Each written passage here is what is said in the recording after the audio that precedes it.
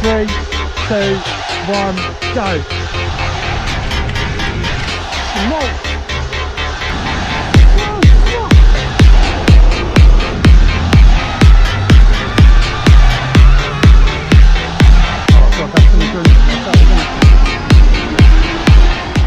Right guys, welcome back to the channel. Today I'm at Steve's, and if you've been following Steve's channel you'll know that he has actually built this amazing bike, which is basically called a Hulk Smash, I think.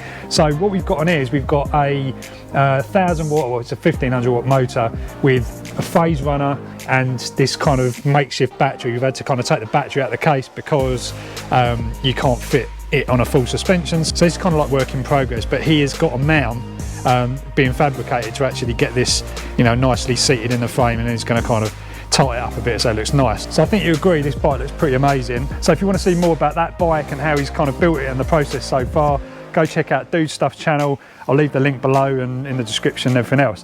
The other bike I've got here is the Vapor, which you all know. So this one's running, we've got a 52 volt battery on here. All the new Vapor kits are coming through with 52 volt batteries now, not this one. It's the one that actually fits into the frame nicely. But this is obviously, you know, the kind of hack job that I've done, and I'm using a phase runner connected to the Bafang M620, which isn't perfect, but it absolutely rips. Steve's just exercising his dogs. So in today's video, we're going to take these e-bikes out. We're going to head up over to, there's some woods over there, there's Hadley Bike Park, we're on Southwind Seafront as well. So we're going to do a few tests, and the main purpose of the test is going to be mid-drive versus hub drive. He's a nutter, isn't he? I can't believe he's 7 years old. Is he 7? Yeah. Well, man. Bless him. Oh yes, so what's going to be in here? This is the question. This could be perfect timing, guys. Ready to rock. New Hero 9. So we're going to test this out as well. Nice. So this is meant to be like a 5K camera, which is pretty insane. So we test it out. What I'm most interested in is this this screen at the front, so you can actually see what you're vlogging, which is going to be quite interesting. Get this on charge. You're going to have to charge it in the actual device itself, and you get a separate charger. It's a bigger battery than the other one, isn't it? It's like double the size. Yeah, I don't know about double, but yeah, it's definitely bigger. Slap it in. Does it feel bigger than the other one? Yeah, definitely does feel a little bit heavier. Obviously the main thing that I think is good is the screen on the front. Yeah.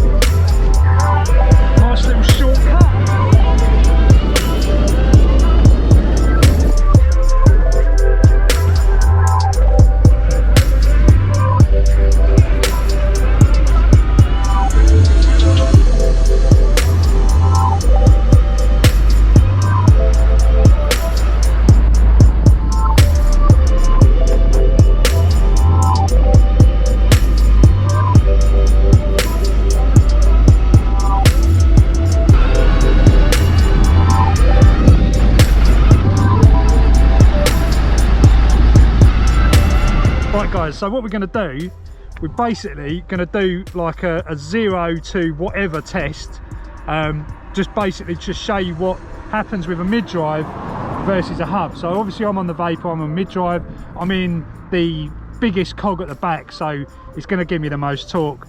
Obviously Steve doesn't really have the option for changing gears or anything because he's just using a hub, so it'll be what it'll be. So this first test is going to be that, just showing you what happens. So just go through the specs again. These are both 1500 watt kits as standard. Right, so yeah, both motors are 1500 watts, but we've basically got them running at about 2700. So you're running about the same power as I am on this Vapor, but yours is a hub and mine's the mid. So same power, same battery, same speed controller. The only difference is different bike, different rider, and yeah, different motor. Yours is running through the gears. And mine's... Yours running through the gears, isn't it? Yeah, I'm going to have to run through the gears, but really this is just going to be like an acceleration test to see what one goes, because I'll probably get about 25 mile an hour out of this gear, and I probably won't get further before we got to stop. There's speed bumps. I don't know. You can. Yeah. 3, 2, 1, go. I didn't get a good start. Let's give it another go. Got leaves on my handlebars. 3, 2, 1, go.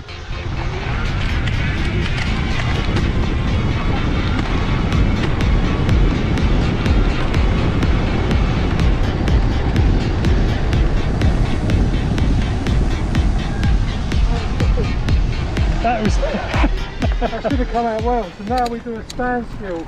So yeah, you count down this time. Right, so no pedalling, accelerator only, yeah? Yeah. And you've got the advantage of gears. Yeah, I've got the advantage of the gears. We're going to go on go with me. Yeah. Okay? 3, 2, 1, go.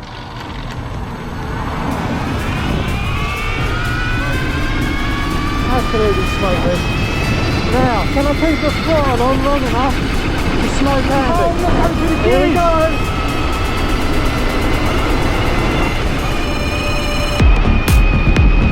He's got me.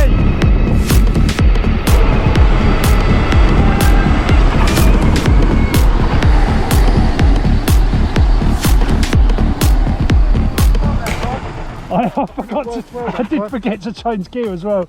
Oh, I don't know. Oh, did you? Yeah. But go back to that corner again.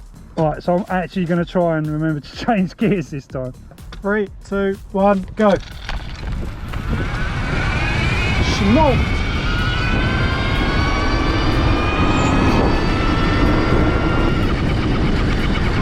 Didn't change gear again.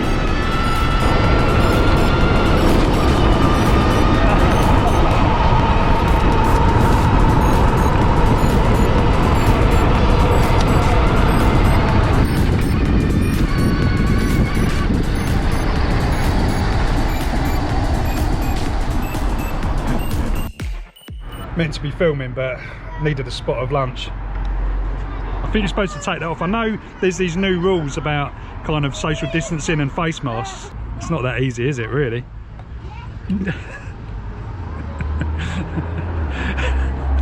He's actually going.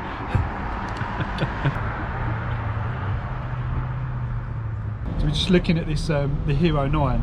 So obviously the good thing about the Hero 9 is it's got the front screen, so you can actually kind of set up your shot, which, you know, is really helpful, especially if you're like in a low light area or you're struggling with like exposure and stuff like that. It's super handy. It is a little bit laggy though, so when you sort of move it around, it's not, you know, it's not the smoothest sort of shot, but maybe, I don't know, maybe they'll just increase that with firmware or something. Yeah, ready? Yeah, go on.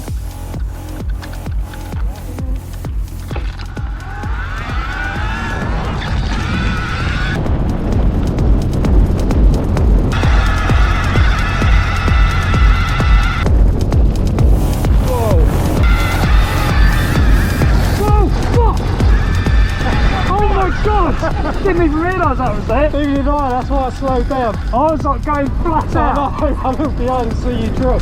Oh my god. Oh, that's it, Wood's over there, isn't it? Yeah. So,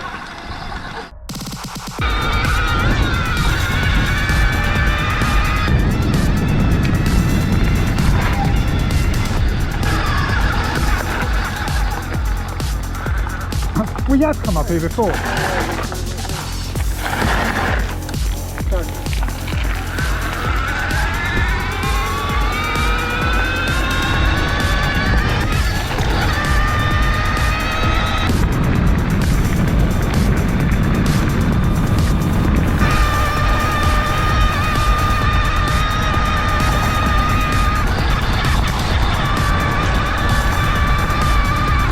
Oh yeah, remember this bit?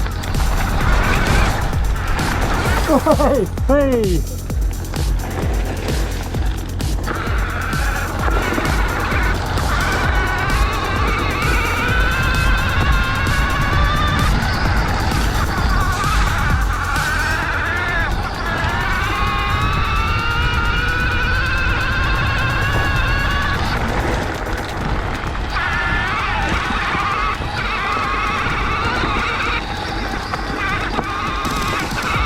Got the acceleration.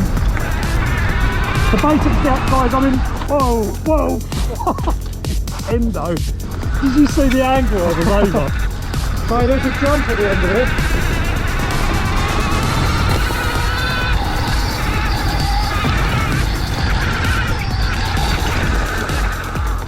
Did you see the angle that I was over there? I was literally, it was like that. You I did was a literally like stopping. that. Right over.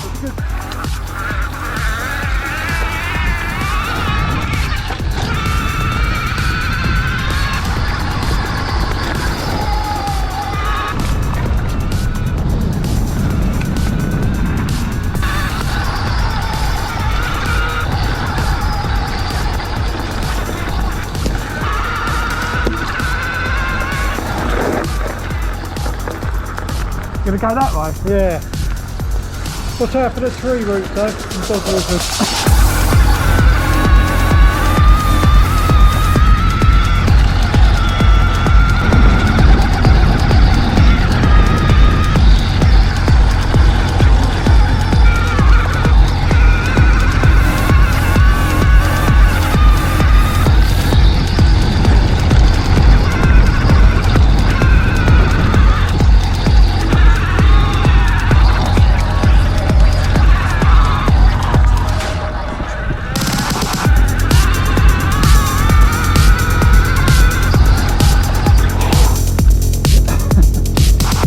God, that's an adrenaline rush, that, isn't it?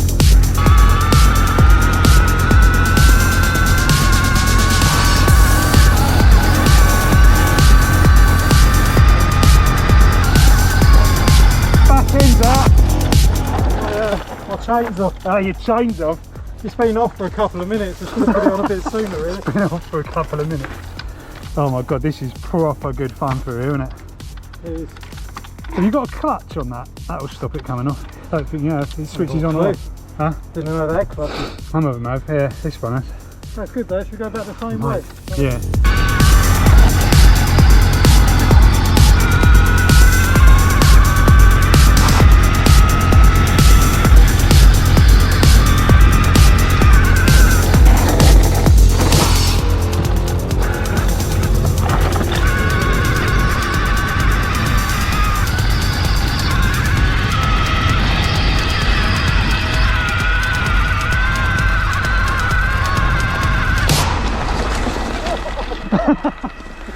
Whoa! Oh mate, we got some nickname that but bombing. Yeah. We just bomb down it, it's great, isn't it? Bomb down, it's brilliant, yeah. Bombing. Oh mate. Oh man.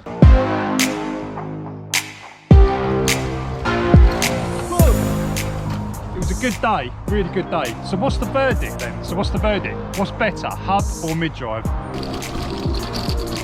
Because this is one of the questions I get asked all the time. What's better, a hub or a mid? And I think it's fair to say, given they've both got exactly the same power rating, so you're comparing like for like, then they're both pretty equal. They've both got their strengths and weaknesses, of course. So the hub tends to be slower on acceleration because it's got to turn that big mass of a wheel. You know, that depends, because you just pump more power in and you can actually get crazy acceleration like you've seen on my 5000S Kirby bike.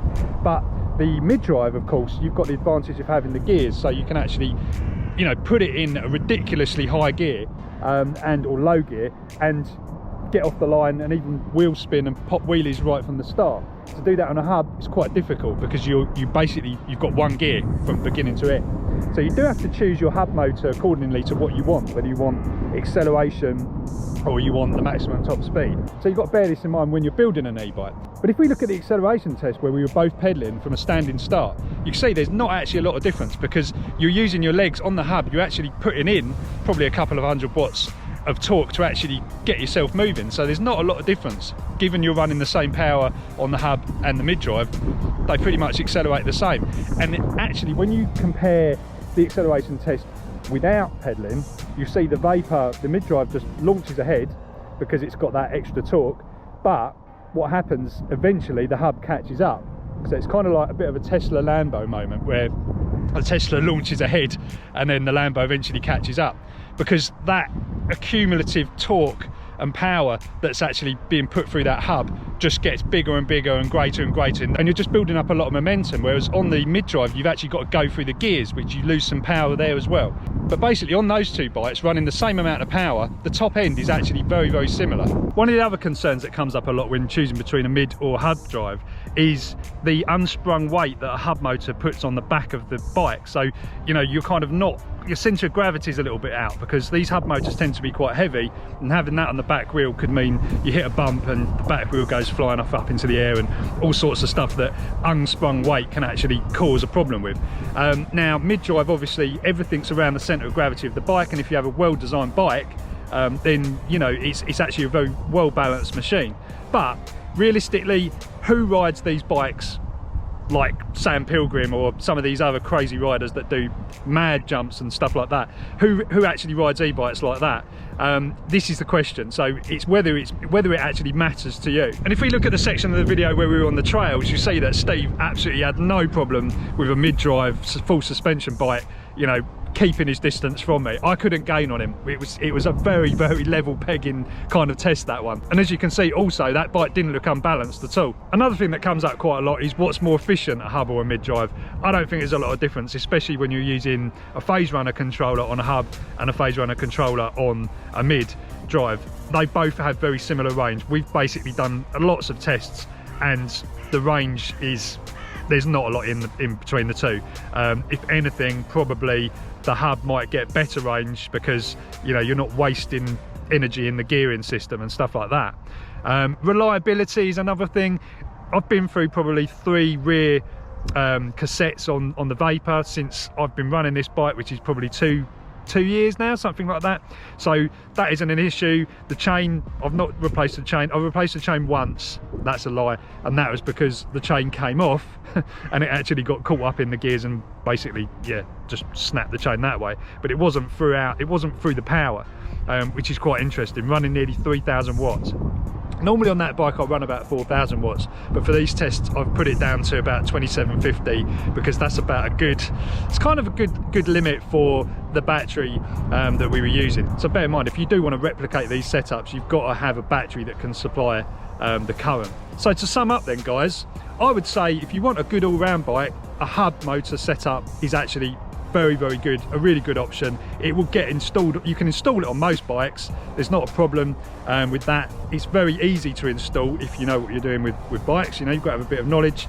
Nothing like a mid-drive. If you want to do a mid-drive, then you've got a few options out there, you know, Bafang BBS kits, or buy a custom setup like the Vapor with a motor, custom motor mount in the frame, that sort of thing. But you're getting into sort of more technical stuff with mid-drives, because you've got the gears, you've got the chain, you've got lots of stuff to think about. Hub motors are way easier to install. There is the issue of changing wheels. You know, if you want to change a tyre, you've got to take the whole motor wheel out, but if you kind of work it right, you should be able to do it without too much of a problem. And one other thing before I go, I will say, if you want to build a speed machine, then a hub is actually probably your best bet. That just single torque, single one gear all the way through. You can work out the RPM of your motor. You can specifically select the motor windage you need for your actual application.